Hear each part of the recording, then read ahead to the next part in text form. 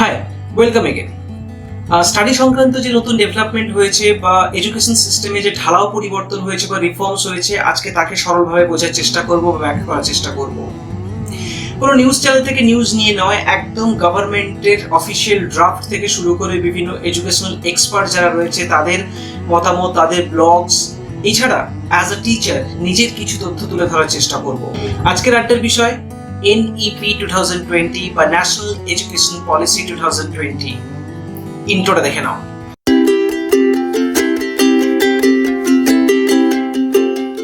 প্রথমে যেটা বলবো, এই বিষয়ে তোমাদের প্রত্যেকের একটা প্রপার আন্ডারস্ট্যান্ডিং বা ক্লিয়ার নলেজ থাকা দরকার। আমাদের প্রত্যেকের বাড়ির কেউ না কেউ কোনো না কোনো ভাবে এই এডুকেশন সিস্টেমের সাথে জড়িত। তার জন্য নলেজ ইজ ভেরি ইম্পর্টেন্ট। ভিডিওটা পুরোটা দেখো, তাহলে বুঝতে পারবে ঠিক কি পরিবর্তনগুলো হতে চলেছে।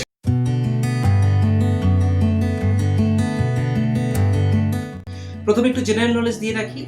এই নিয়ে আমাদের দেশে থার্ড টাইম এডুকেশন পলিসি এলো।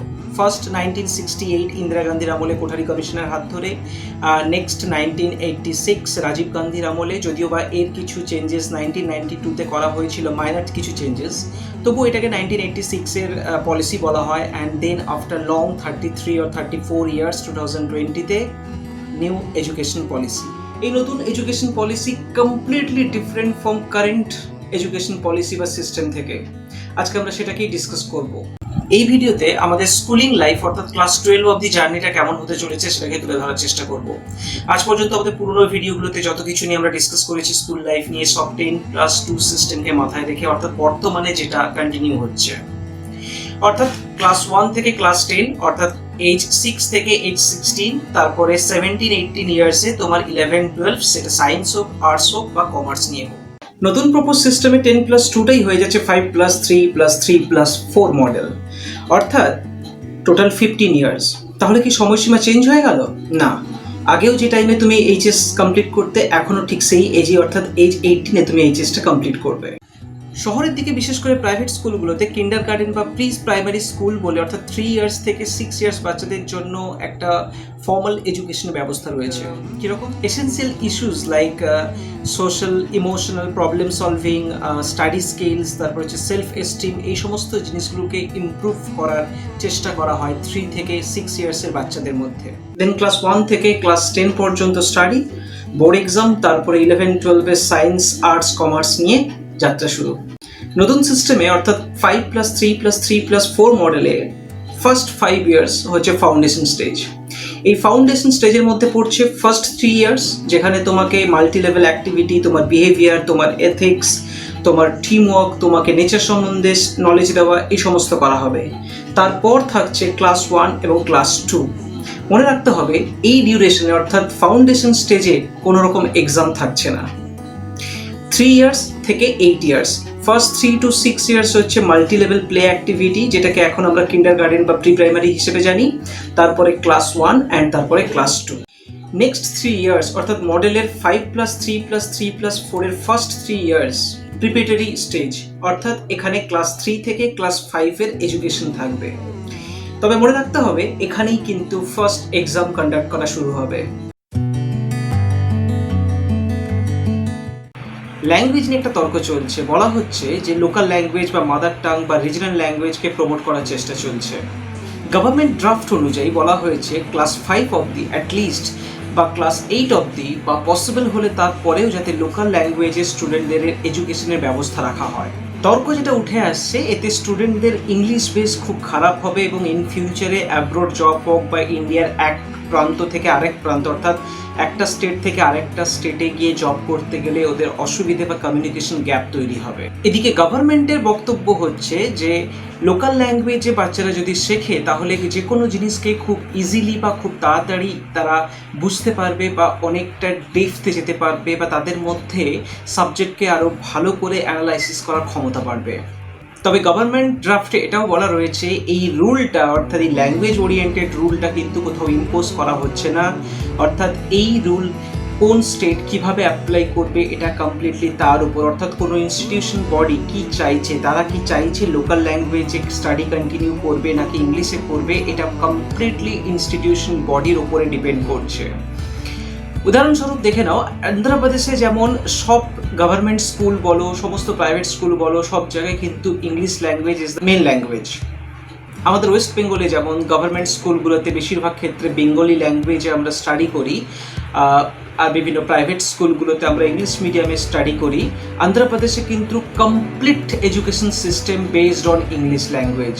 সো ইন ফিউচার এদের সুবিধা কী হবে, যদি তারা অ্যাব্রোড কোনো কাজ করতে যায়, তারা কিন্তু আদার স্টেটের স্টুডেন্টের থেকে অনেকটা এগিয়ে থাকবে, যেটা ভাবা হচ্ছে। দেখতে গেলে ওয়ার্ল্ড পার্সপেক্টিভে দেখতে গেলে কিন্তু ইংলিশ ল্যাঙ্গুয়েজ একটা গ্লোবাল ল্যাঙ্গুয়েজ, বিকজ তুমি কোডিং থেকে শুরু করে ডেভেলপিং প্রত্যেকটা ইন্ডাস্ট্রিতে বা প্রত্যেকটা অর্গানাইজেশনে কিন্তু English language is very important language. Next স্টেজের নাম হচ্ছে মিডল স্টেজ, অর্থাৎ 3 ইয়ার্সের স্টেজ। ক্লাস 6 থেকে ক্লাস 8, তোমার এজ 12 থেকে আপ টু 14 ইয়ার্স।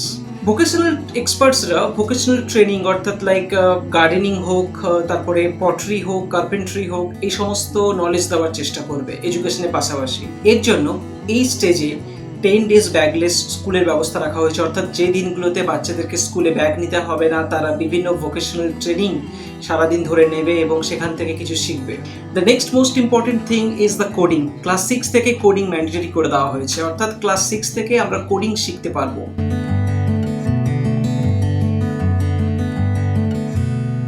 এই যে ক্লাস 6 থেকে 8 পর্যন্ত ভোকেশনাল ট্রেনিং থাকছে, এর একটা আলাদা দিক আছে যেটা হয়তো আমরা অনেকেই জানি না বা জানার চেষ্টা করছি না। ছোট্ট একটু গল্প বলি। এখন ওয়ার্ল্ডে ম্যানুফ্যাকচারিং হাব হচ্ছে চায়না, রাইট? চায়নার নাম বলছি, সো উত্তক্ত হয়েও না, বিকজ আমরা সবাই কোনো না কোনোভাবে কোনো না কোনো দিক থেকে আমরা চায়নার উপর একটু হলেও রেগে আছি, so don't get angry. Manufacturing hub বলতে চায় না, ইন্ডিয়া সার্ভিস সেক্টর থেকে প্রায় 60% তার মানি আর্ন করে, যেখানে ম্যানুফ্যাকচারিং হাব ইন্ডিয়াতে ততটা কিন্তু সমৃদ্ধ নয়। তার কারণ আছে, তার কারণ হচ্ছে একটা স্টাডি করে দেখা গেছে চায়নাতে যেরকম স্কিল্ড লেবারের সংখ্যা প্রচুর, ইন্ডিয়াতে কিন্তু স্কিল্ড লেবারের সংখ্যা অনেক কম সেই তুলনায়। তার জন্য ইন্ডিয়াকে ম্যানুফ্যাকচারিং হাব তৈরি করতে গেলে আগে স্কিল্ড লেবারের নাম্বারটাকে কিন্তু অনেকটা বাড়াতে হবে। তাই জন্য ভোকেশনাল ট্রেনিং, অর্থাৎ এই কম বয়স, অর্থাৎ ক্লাস 6 থেকে ক্লাস 8 পর্যন্ত এই এজে প্রত্যেকটা স্টুডেন্ট, সেটা যেই ক্লাস বা যেই ক্যাটাগরি থেকেই বিলং করুক না কেন, তাদেরকে একটা ভোকেশনাল ট্রেনিং নিতে হবে এবং সেখানে তাদের কার্পেন্ট্রি হোক, পটারি হোক, তারপরে গার্ডেনিং হোক, আদার্স যে সমস্ত প্লাম্বিং হোক, সমস্ত কিছুকে তাদের নলেজ নিতে হবে এবং তাদেরকে সেই মোডে প্র্যাকটিস করানো হবে, অর্থাৎ তারা যেন সেই মেন্টালিটি মাথার মধ্যে গ্রো করতে পারে। এটা শুধুমাত্র আমাদের দেশেই একমাত্র এতদিন চালু ছিল না, অর্থাৎ তুমি ওয়ার্ল্ডের আর যে কোনো কান্ট্রিতে দেখো, সব কান্ট্রিতে এই সিস্টেম কিন্তু রয়েছে। এতে আরেকটা জিনিস যেটা চেঞ্জ হয়, সেটা হচ্ছে আমি যে কাজটা নিজের হাতে করলাম, সেই কাজটার প্রতি আমার একটা সবসময় রেসপেক্ট থাকবে। আমি কখনো কাউকে ডিসরেসপেক্ট করবো না। দেখবে ইন্ডিয়াতে ধরে নাও আমি কোনো একটা অফিসে জব করি, আমার কাছে আমি কাউকে যদি শুনি যে ও প্লাম্বার, তাহলে আমার অ্যাটিটিউডটাই চেঞ্জ হয়ে যায়। মানে আমার মাথার মধ্যে এটা চলতে থাকে, প্লাম্বার ঠিক আছে, আনকালচার, গাওয়ার, something something something, but we think we are too much educated, or আমরা সোসাইটিতে হাই এরিয়াতে বিলং করি, এই মেন্টালিটি আমার মধ্যে গ্রো করে। কোথাও এই মেন্টালিটিটাকে দূর করার জন্য প্রত্যেককে ওই কাজের সাথে ইনভলভ করাটা খুব দরকার, এবং সেটা কিন্তু সব দেশে, তুমি ফরেন কান্ট্রিগুলোতে যাও, সেখানে কিন্তু একজন প্লাম্বারকে ইন্ডিয়াতে যেভাবে ট্রিট করা হয়, ওখানে কিন্তু ওভাবে ট্রিট করা হয় না। তো ওই কালচারকে আমাদের এখানে যদি আনতে হয়, অর্থাৎ মানুষের মধ্যে একটা যে মেন্টালিটি ডিফারেন্ট, একটা যে রেসপেক্ট করার একটা যে জায়গা, সেটা যেন তৈরি হয়, সেই মেন্টালিটির জন্যও কোথাও এই ভোকেশনাল ট্রেনিংটা খুব ইম্পর্টেন্ট আমাদের লাইফে। ওকে, এতে আমাদের ইম্পর্টেন্সটা বুঝতেও সুবিধা হবে, এবং ইন ফিউচারে অ্যাকচুয়ালি আমরা যেটা বলি মানুষের মতো মানুষ হলাম, এই লাইনটাকে আরও পজিটিভলি হয়তো ইমপ্লিমেন্ট করতে পারবো আমাদের নেক্সট জেনারেশনের মধ্যে। নেক্সট স্টেজ হচ্ছে সেকেন্ডারি স্টেজ, 4 ইয়ার্সের, অর্থাৎ 9, 10, 11, 12, এজ 15 থেকে এজ 18। প্রথম কথা হচ্ছে বোর্ড এক্সাম থাকছে। অনেকেই হয়তো ভাবছে বোর্ড এক্সাম হয়তো থাকছে না, কিন্তু হ্যাঁ, বোর্ড এক্সামের কিন্তু ইম্পর্টেন্স আগের মতো আর থাকছে না। ইয়ারে 2টো করে বোর্ড এক্সাম হবে এবং তার মধ্যে বেস্ট রেজাল্টটাকে অ্যাকসেপ্ট করা হবে অ্যাজ রেজাল্ট।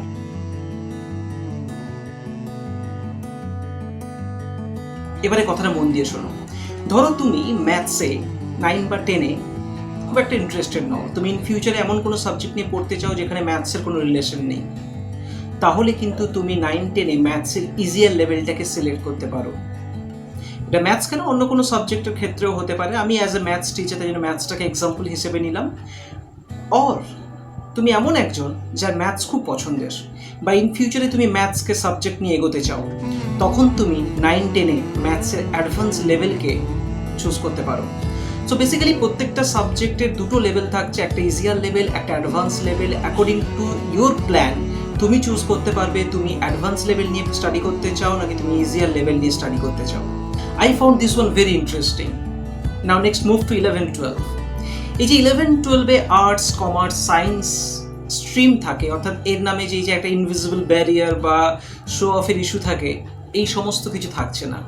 অর্থাৎ তুমি 11-12-এ তোমার কোন সাবজেক্ট পছন্দ তাকে মেজর সাবজেক্ট হিসেবে নিতে পারো, এবং তার পাশাপাশি তুমি অন্য কী সাবজেক্টে ইন্টারেস্টেড তুমি তোমার পছন্দ মতো সাবজেক্ট নিতে পারো।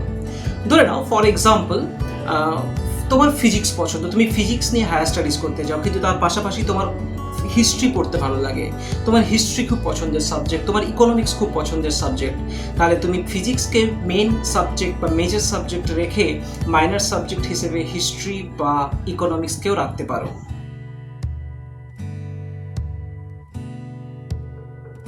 আরেকটা কথা, কদিন ধরেই ফেসবুকে কয়েকটা পোস্ট দেখলাম যেখানে সংস্কৃত আর ফিজিক্সকে পাঞ্চ করে একটা সুন্দর করে লেখা ঘোরানোর চেষ্টা চলছে, এবং সেখানে শ্লোকের থ্রু দিয়ে ফিজিক্সকে ব্যাখ্যা করার চেষ্টা চলছে। বেশিরভাগ ক্ষেত্রে এটাকে খুব তাচ্ছিল্য বা ইনসাল্টিং ওয়েতে রিপ্রেজেন্ট করা হচ্ছে যে এরকম মাল্টি ডাইভার্সিটি ল্যাঙ্গুয়েজ বা সাবজেক্ট চুজ করলে তাহলে স্টুডেন্টদের ফিউচার এরকম হবে, অর্থাৎ ফিজিক্সের পাশাপাশি স্টুডেন্টরা সংস্কৃত শিখবে তাহলে তারা এইভাবে বলবে। আমার মনে হয় তাদের একটু অ্যানসেন্ট হিস্ট্রি সম্বন্ধে জানা দরকার, যে অ্যানসেন্ট হিস্ট্রি কিন্তু টোটালি বেসড অন সংস্কৃত। অর্থাৎ তুমি ম্যাথামেটিক্স বলো, তুমি সায়েন্স বলো, তুমি বায়োলজি বলো, তুমি মেডিসিন বলো, সমস্ত কিছু কিন্তু সংস্কৃতিতে লেখা হয়। কয়েকটা বইয়ের নাম নিই তাহলে বুঝতে পারবে, যেমন হচ্ছে Shulbasutra, geometry related to fire altar constructions. Next হচ্ছে আর্যভট্টিয়া, ম্যাথামেটিক্সের ওপর অবভিয়াসলি, আর্যভট্ট মানে আমাদের মাথায় সব থেকে আগে আসে ম্যাথামেটিক্স। দেন আছে চারকা সংহিতা, যেখানে বলা হচ্ছে মেডিসিনের ওপর, অর্থাৎ মেডিসিনের ওপর সব কিছু। এই যে এতগুলো বইয়ের নাম বললাম, 3টে বইয়ের নাম বললাম, এছাড়া অনেক বই আছে, অনেক লিস্ট আছে আমার কাছে, প্রত্যেকটা নাম বললে অনেকক্ষণ সময় লেগে যাবে। এই সমস্ত বইগুলো কিন্তু সংস্কৃতে লেখা। এবং একটা কথা মনে রাখবে, তখন যে আমাদের ম্যাথামেটিক্স আমরা যে স্টাডি করতাম, তখন কিন্তু নাম্বার সিস্টেম তৈরি হওয়ার আগে কিন্তু পুরোপুরি সংস্কৃতের ওপর বেস করে কিন্তু ম্যাথামেটিক্স স্টাডি হতো। শুনতে অবাক লাগলে এটা বাস্তব, যে নাম্বারের জায়গায় ম্যাথামেটিক্স টার্মস ইউজ করে আমরা ম্যাথামেটিক্স স্টাডি করতাম। কোনো স্টুডেন্ট বায়োলজি পড়ার পাশাপাশি বা ফিজিক্স পড়ার পাশাপাশি যার যদি ইন্টারেস্ট সংস্কৃত বা আদার্স ল্যাঙ্গুয়েজে থাকে বা হিস্ট্রিতে থাকে, তাহলে তো অসুবিধা হওয়ার কথা নয়। ইভেন ও সাবজেক্টটাকে প্রপারলি চুজ করে এগোতে পারছে, এবং ইন ফিউচারে তার চান্সেস অনেক হাই থাকবে ও কোন ডাইরেকশানে যেতে চায় বা কোনটাকে নিয়ে এগোতে চায়। বিকজ আমি যখন পার্সোনালি পড়েছি তখন আমি ম্যাথসের পাশাপাশি কেমিস্ট্রি বা ফিজিক্সকে অতটা ভালোবেসে উঠতে পারিনি যতটা হিস্ট্রিকে বেসেছিলাম, কিন্তু আনফর্চুনেটলি তখন ম্যাথসের পাশাপাশি হিস্ট্রি নেওয়ার ব্যবস্থা ছিল না। তো এখন যখন এই মডেলটাকে দেখি তখন ভাবি আমাদের সময় যদি থাকতো তাহলে আমি ডেফিনেটলি ম্যাথসের পাশে ইন্ডিয়ান হিস্ট্রিকে নিশ্চয়ই নিতাম, এবং আরও ডিটেলসে আরও লার্জ ওয়েতে হিস্ট্রিটাকে জানার চেষ্টা করতাম। পরবর্তী কয়েকটা ভিডিওতে তুলে ধরার চেষ্টা করবো ইন্ডিয়ান হিস্ট্রি বা ইন্ডিয়ান সায়েন্সে কতটা ইম্প্যাক্ট রয়েছে। বেসিক্যালি আমরা সবই ভুলে গেছি, মডার্নাইজেশনের যুগে আমরা ভুলে গেছি আর্যভট্ট কে ছিল। শুধু আর্যভট্টকে আমরা জিরোতেই চিনি, এর বাইরে যে আর্যভট্টের কত কি মানে অবদান ছিল তা আমরা অ্যাকচুয়ালি ভুলে গেছি। সেগুলো সম্বন্ধেও কোনো ভিডিওতে আমরা ডিসকাস করবো, জানার চেষ্টা করবো যে কেন আমরা ভুলে গেলাম বা কী বা এত ইম্পর্টেন্স রোল ছিল।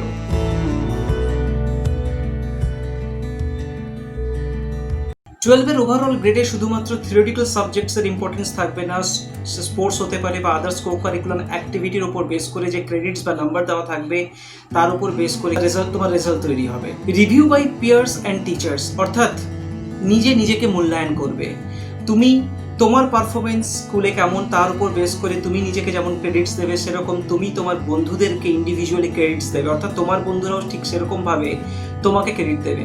How you performed in the school, অর্থাৎ স্কুলে তোমার পারফরমেন্স কেমন, স্কুলে অ্যাক্টিভিটি তুমি কেমন, অ্যাজ আ হিউম্যান তুমি কেমন, তার উপর বেস করে একটা টোটাল ক্রেডিট দেওয়ার ব্যবস্থা থাকবে by students, by teachers and by yourself also. এতে কি হবে, সাবজেক্ট নলেজের পাশাপাশি critical thinking, critical analysis, problem solving, others importance, এরাগুলো কিন্তু অনেক বেশি করে ইম্পর্টেন্স পাবে তোমাদের এক্সামে। এই ছিল স্কুল লাইফের জার্নি।